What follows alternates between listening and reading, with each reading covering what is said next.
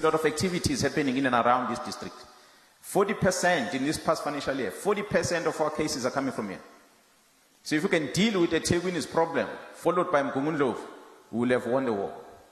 So it's more peaceful to live at Mzinyati district, to live at Herikwala district, to live at Mkanyagude district, than to live at Teguine. So these are the stats, and these are the biggest, this Teguine district, Mgungundlovu, they account for the biggest number of informal settlements that we have. The biggest number of liquor outlets, biggest number of all the wrong things, unemployment, kids that are dropping out of school and they wander on the street and they commit crime. They are all within this Teguine district. So we need to identify what the problem is and how then do we fix it going forward. Our perpetrators, Premier, we felt we must put this light so that we can identify what is our problem. Because we need to analyze what is the problem. The problem we have, you forgive me on this, but this is not me talking, these are the stats. We have a problem with the black man in South Africa. We have a serious problem. What we see here, we put the colors, the races of perpetrators that we've arrested. All the green, as you can see, almost everything is green here, which means almost everything is black that is committing crime. Out of total of 60,000 cases, criminals that were arrested between the age of 16 and 25 years old, 16 and 25 years old, we arrested 60,000 criminals in this past financial year, in this period of 5 years, I beg your pardon, not in financial year, this 5-year period that we are counting. Out of this number, 57,691 of them were black men. Out of 60,000, 57,000 of them are black men that we've arrested. A very quick one. I don't want to waste time. This is what Mukwanazi has said. I want to try as much as possible to show you what other people have said about crime in South Africa. You tell me what it happens. Is South Africa's crime problem so hard that we are afraid to talk about it? There are many things. This is just one of the things that the stats are showing us. Some, of course, are just things that stats cannot show us. But I want us to discuss in the comment line, what are the issues? Are we in trouble as a South Africa because we are afraid to tell each other what is wrong with South Africa?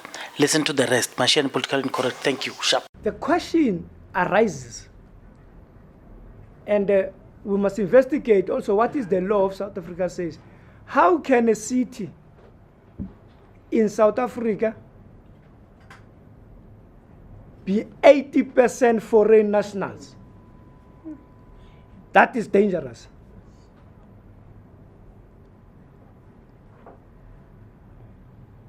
That in Hillbrow and the surrounding areas, South Africans have surrendered their own city to the foreign nationals. The nation should discuss that particular question. You won't find South Africans in other countries dominating a city into 80%. Because if we do not debate that, that necessarily means the whole South Africa could be 80% dominated by foreign nationals.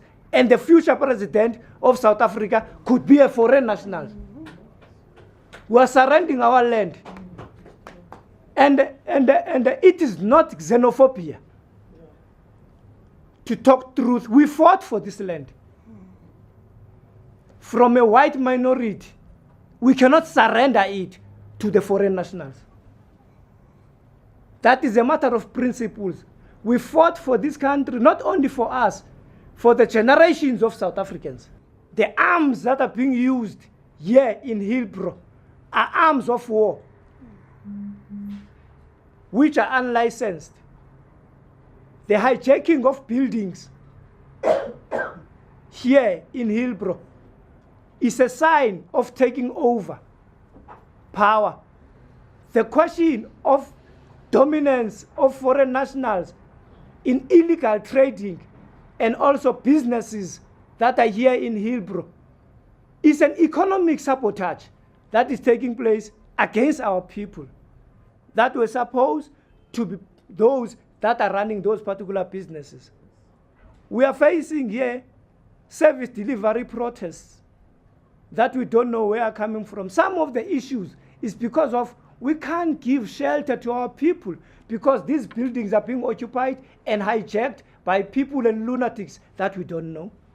Where we can be housing at least the middle class that is working here. Those who are coming from universities, they're having at least less enough to buy their own houses. And then they can rent from the state and then start a new life, you know, and invest and buy a proper house in future. But we can't do it because of these buildings are hijacked by criminals. People are being raped there, you know, there's drug dealing there, there are illegal shibins there, you know, there is second-hand goods businesses of stolen goods, by the way, and all sorts of criminal activities. And we must do something about it. I want to ask the nation, South Africa, and the so-called human rights activists and organizations, what must the police do when they are shot at by criminals? Must they sink Nkosi Sikelela Africa, or they must return fire? We are losing police officers day in, day out, but we are protecting criminals that are terrorizing our communities. We are 52 million people. If each and every of us can be a police officer and fight against crime, we will squeeze crime in South Africa. Now, Police Minister Bheki Cele says KwaZulu-Natal is a trusted supplier of hitmen in South Africa. Cele was in Soweto on Saturday meeting with Izinduna from hostels around Johannesburg. He says the collaboration with leaders of the hostel community is crucial in efforts to fight crime. Igebengu eziningi inkabi ziphuma KwaZulu-Natal. Funa ukuyiphinda nikhona. Uyabona kuleli cala lika Senzo. Lo mfana wokuqala uNtuli uphuma oSuthu. Ugwetshwa iminyaka odilika jela kwawu6. Wabulala ngisho ikhansela uNyembe kaNongoma. So, kulaba abantu mazi kahle ugwetshwe odilika jela abayisithupha kodwa usakwelinye icala lokubulala. Kubulawe ummeli eCape Town iminyakeni emithathu ehambisa izingane zakhe esikoleni ekseni. Ummeli wasemajaji bamkhofa ngesibhamu ekseni. Baboshiwe abantu abambulala bathatha baseshowe. Abaseshowe basuka le bayobulala umuntu eCape Town abayazi leCape Town. Emva kokumbulala abana ngisho imoto yokubaleka bayogibela itekisi sibabamba esibhasi stop. Ungasuka la yobulala umuntu leyo gibela itekisi usumbulele. Bathathu abaseshowe basejele ababili benza udilika. Ubulawe ijiji la lendi yethembisa la kwaHealth. Labulawa abantu esibabambile ababoshiwe bawu6 abasemnambithi. Bonke abasemnambini. So mangiyikhuluma lento ngiyisuse ekhaya, ngiyisuse ebalweni ukuthi la khona bulawa khona umuntu sikhona ezakithi. James, she was murdered on the 8th of May in Kailicha. She was stabbed 100 meters from where 6 other people were shot 5 minutes earlier. No one followed up that case. We did, because her sister asked us to help. Do you know where we found the suspect? In the Eastern Cape. We brought him back. He is now being detained in Kailicha. We do that because we care for the community. We patrol for them. We give them training. I don't see you doing the same, sir. And I'm tired of the excuses, and I'm tired of you making this a political thing. None of these people tonight, when they see their neighbors being slaughtered on the streets, worry about your nonsense comments about the Constitution and about devolution. They worry about surviving, sir.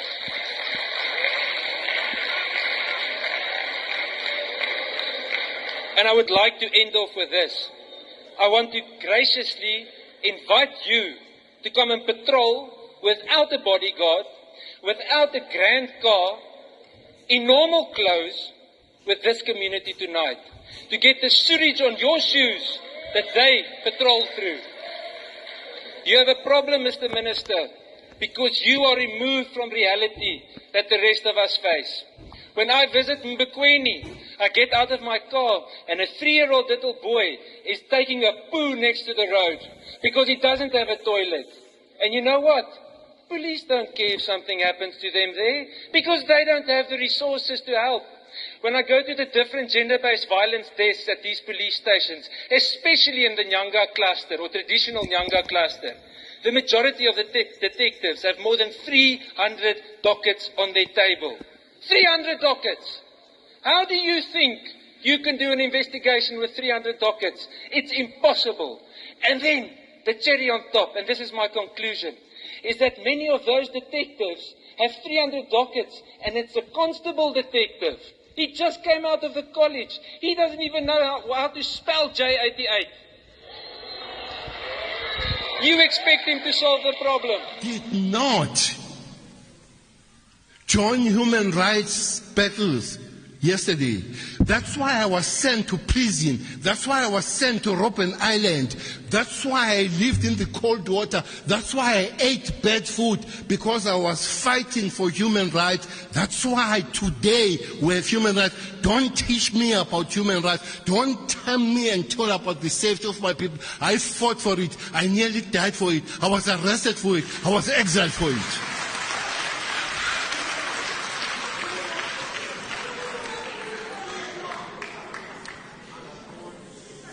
Don't provoke me.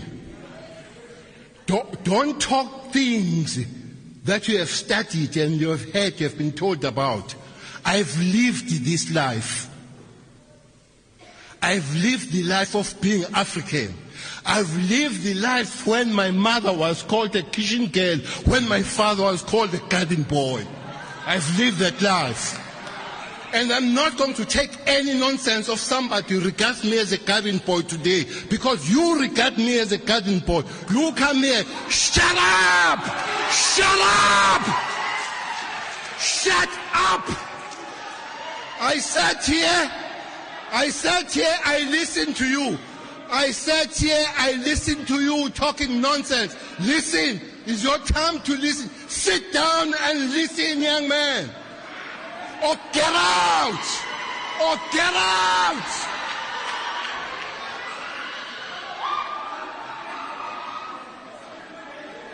Get out!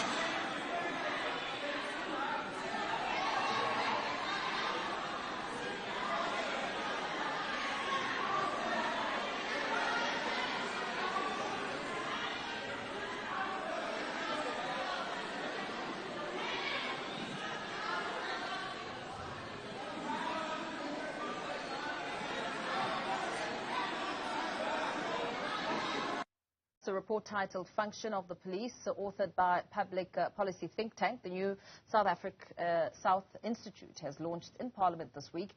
It reveals, among other worrying issues, that police officers are more concerned with politics than policing, protecting and serving. For more on this, we're joined now by the General Secretary of Independent Policing Union of South Africa, Mpho Kunika. Very good evening to you. Thank you so much for your time. Some important issues highlighted at the launch of the public policy think tank discussion this week in trying to perhaps scrutinize the function of the police. Fighting crime is but one of the police's roles. What's your understanding on the police's function? Good evening, South Africans. I think it is important to start by saying the society must remember its past and listen to its voices and in pursuance of the social justice. I think we know where we are coming from when we talk about political interference. Many people were killed because of the painful past. Now, post-1994, we need to make sure that those things do not happen again. The South African police in the past was a motor vehicle that was used to pursue people who were seen to be the stumbling block on the agenda of the then government. Today we have the South African Police Service, which is also being utilized for certain political agendas. And until such time that we stop doing those things, professional policing is going to continue to suffer. Yeah, utilized for certain political agendas.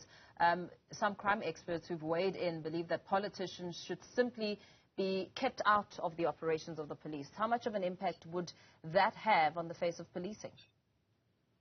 Well, if we do that, we will be able to see the speedy finalizations on investigation of cases such as the one of Menzo Meiwa, because people who did not qualify to attend to that crime scene, we have seen them moving around there, and that is interference, because only police officers were supposed to be around those issues. We continue to see the operational issues being manned by the political leaders, and those who are tasked with those operations, they are always seen to be right at the back of doing their job. So if we allow the police to do their work, we are going to see professional policing at its best, providing the services which they have been established for in terms of the Constitution.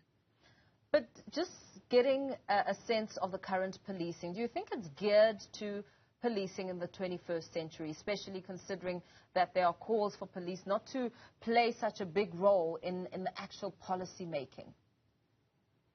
Look, we have said this as a poster in the past, that the current structure that we have in the South African Police Service is not geared towards fighting crime.